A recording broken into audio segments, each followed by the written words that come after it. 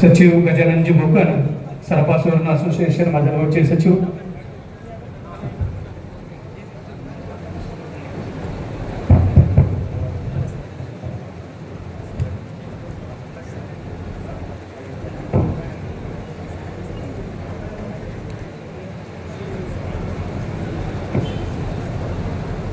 राजमाता जिजाऊ छत्रपती शिवाजी महाराज, संत नरहरी महाराज आणि भारतरत्न डॉक्टर बाबासाहेब आंबेडकर यांना पवित्र स्मृतींची अभिवादन करतो. आजच्या कार्यक्रमाचे अध्यक्ष मोहनदादा जगताप, कार्यक्रमाचे प्रमुख मार्गदर्शक माननीय राजेश्री रोकडे साहेब, आजच्या कार्यक्रमाचे सत्कारमूर्ती नवनीत कावत साहेब, शिवाजी वंटेवार साहेब, प्रमुख उपस्थितीत असलेली सर्व मान्यवर, स्टेजवर उभे असलेले सर्व मान्यवरांना नमस्कार करतो. तसेच माझ्या मनोगतात सुरुवात करतो. आजचा हा क्षण आमच्या अभिमानाचा आणि समाधानाचा आहे. माजलगाव सराफ सुवर्णकार संघटनेच्या वतीने मी मनपूर्वक आनंद व्यक्त करतो की माननीय पोलीस अधीक्षक नवनीत कावत साहेब यांच्या सक्षम नेतृत्वाखाली आणि माननीय पोलीस निरीक्षक शिवाजी वंटेवार साहेब यांच्या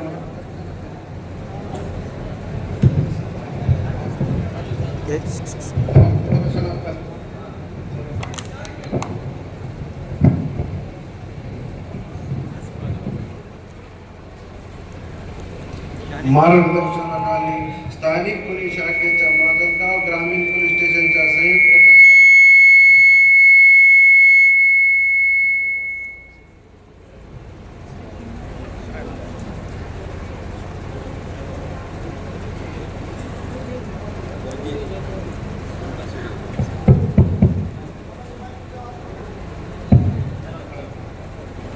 अलीकडेच घडलेल्या रोड रॉबरी सारख्या गंभीर गुन्ह्याचा अत्यंत पारदर्शक आणि प्रभावी तपास करून अवघ्या काही दिवसातच गुन्हेगारांना जगजाड केले. ही केवळ गुन्ह्याचा तपास पूर्ण करण्याची कामगिरी नसते, तर समाजात कायद्याविषयी विश्वास निर्माण करण्याची कृती आहे.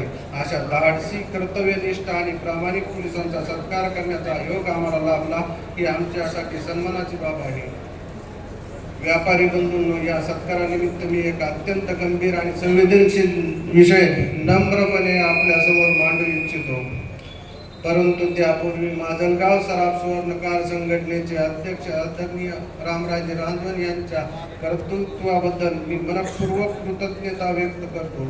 त्यांच्या दूरदृष्टीपूर्ण नेतृत्वामुळे आणि सातत्य प्रयत्नामुळे ही संघटना आज व्यापारी बांधवासाठी हिताची सक्षम उभी आहे. व्यापारी समाजाच्या समस्या प्रशासनासमोर पोहोचवणे, व्यापाऱ्याच्या सुरक्षिततेसाठी आवाज उठवणे आणि एकजूट निर्माण करणे हे कार्य संघटनेचे करत आहे. या संघटनेच्या बाबत आज आपण सर्वजण एकत्र आलो आहोत आणि व्यापारी समाजाचा प्रश्न सकारात्मक मार्ग शोधण्याचा प्रयत्न करत आहोत. ही अत्यंत अभिमानाची बाब आहे. 411 आणि PSS 317 बद्दल काही गोष्टी मला इथं नमूद करायच्या आहेत की जर एखाद्या सराफाने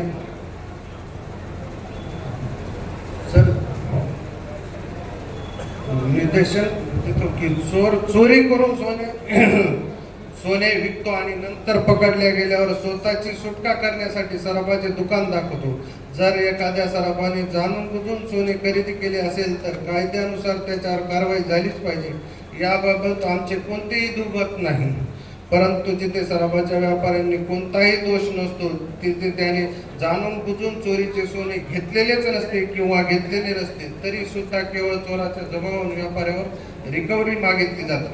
रिकव्हरी द्या नाहीतर पोलीस स्टेशनला या अशी नोटीस दिली जाते. या भीतीच्या वातावरणात व्यापारी मजबुरीने रिकव्हरी देतो. याचा परिणाम असा होतो की चोर सहज जामिनावर सुटतो आणि त्याला कोणतेही आर्थिक नुकसान न झाल्यामुळे पुन्हा चोरी करण्याची त्याची मानसिकता वाढते.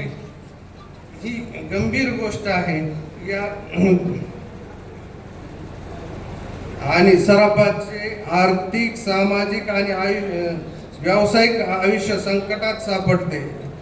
आणि कधी कधी तर अशी प्रथा निघाली आता साहेब की चोरी केलेलं सोनं तो 80% एखाद्या रेग्युलर व्यापाऱ्याला विकतो आणि 20% असं न जाणणाऱ्याला विकून टाकतो. त्याच्यामुळे जो व्यापारी आमचा सापडतो, पण त्याच्याकडून FIR मधलं 100% सोनं रिकव्हर केलं जातं. जो 80% विकणार त्याचं ते चोर नावच सांगत नाही कधीच, पण जो 20% नियमाने पूर्ण सोनं घेतो, पण त्याचं नाव पोलीस स्टेशनला पकडले की सांगतो, आणि त्याची रिकव्हरी झाल्यामुळे त्याची जामीन लवकर होते, मग त्याचे आर्थिक नुकसान कोणतेही होत नाही. त्याच्यामुळे FIR आणि रिकव्हरीमध्ये खूप मोठा फरक पडतो. त्याच्यात आर्थिक नुकसान झाल्यामुळं गंभीर व्यापाऱ्यांनी दिलेल्या पैशाचा कोणताही परतावा मिळत नाही. जो जाणून बुजून घेत नाही पण त्यांनी सोनं घेतलेलं असते, पण त्यांनी पैसे सुद्धा दिलेले असते, त्या पैशाचं कोणताही कुठेही कायदेशीर बाब आम्हाला भेटत नाही. त्याच्यासाठी आमचं एक ठोस म्हणणं आहे की ठोस पुरावे नसताना सराफ व्यापाऱ्यांकडून रिकव्हरी करू नये. रिकव्हरी झाल्यास दिलेल्या पैशाचा कायदेशीर म्हणजे तुमच्याकडून, कोर्टातून तर आम्हाला भेटणच, कोर्टात गेल्यावर न्याय भेटतच असते, पण पोलिसाकडून न्याय भेटला पाहिजे की आम्ही पैसे देतो, त्याचं एक FIR झाली पाहिजे, त्याची पूर्ण पारदर्शक तपासणी झाली पाहिजे, आणि केवळ चोराच्या जबाबावरून कारवाई होऊ नये याबाबत स्पष्ट उल्लेख आपण मार्गदर्शन करावे. आम्हाला पूर्ण विश्वास आहे की पोलीस प्रशासन या गंभीर विषयाचा सकारात्मक दखल घेऊन योग्य ते मार्गदर्शन आम्हाला देईल. शेवटी पुन्हा एकदा स्थानिक गुन्हेच्या संपूर्ण टीमचे अभिनंदन करतो आणि कायदा व व्यापारी समाज यांच्यातील विश्वास दृढ होईल अशी अपेक्षा व्यक्त करतो. धन्यवाद. जय हिंद.